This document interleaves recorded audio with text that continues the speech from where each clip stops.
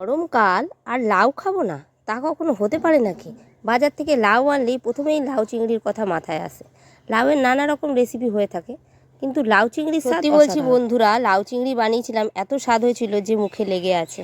তো কিভাবে আমি লাউ চিংড়ি বানিয়েছি তোমাদের সাথে সেটাই শেয়ার করছি। প্রথমে ভালোভাবে চিংড়ি মাছটাকে ধুয়ে নুন হলুদ মাখিয়ে সর্ষের তেলে ভেজে নিচ্ছি। একটা গোটা পেঁয়াজকে গ্রেট করে রেখেছিলাম এই মাছের সাথে মেশাবো বলে। তো মাছটা ভাজা হয়ে গেছে, এবারে তুলে নিচ্ছি। আর অবশিষ্ট তেলের মধ্যে গ্রেট করা পেঁয়াজটা দিয়ে দিচ্ছি, এটাকে ভালো করে ভেজে নিচ্ছি।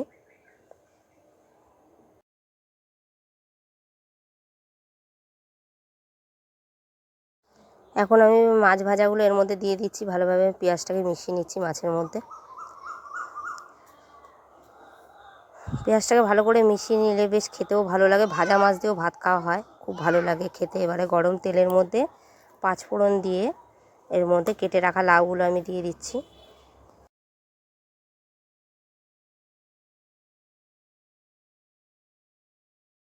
এবার আমি এর মধ্যে পরিমাণ মতো নুন আর হলুদ দিয়ে দিচ্ছি।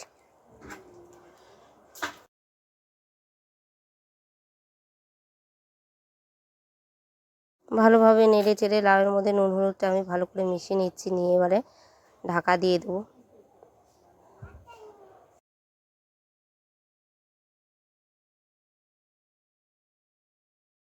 ঢাকনাটা খুলে নিয়ে এবারে আমি এর মধ্যে কয়েকটা কাঁচা লঙ্কা দিয়ে দিচ্ছি।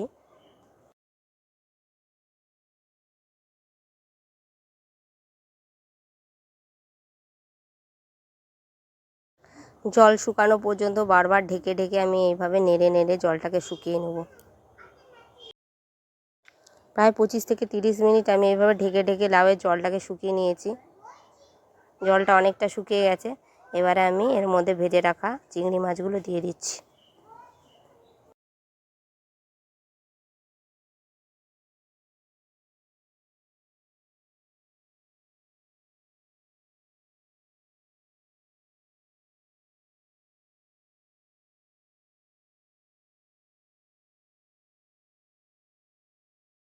মাছটা দেওয়ার পরে আমি আরও 5 থেকে 10 মিনিট এভাবে নেড়ে নেড়ে ভালোভাবে জলটাকে আরও শুকিয়ে নিচ্ছি।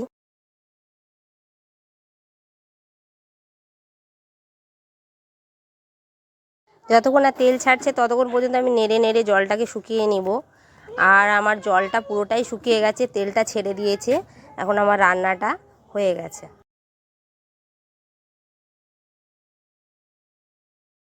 খেতে কিন্তু দারুণ স্বাদ হয়েছিল, তোমরাও বাড়িতে কিন্তু এভাবে বানাতে পারো।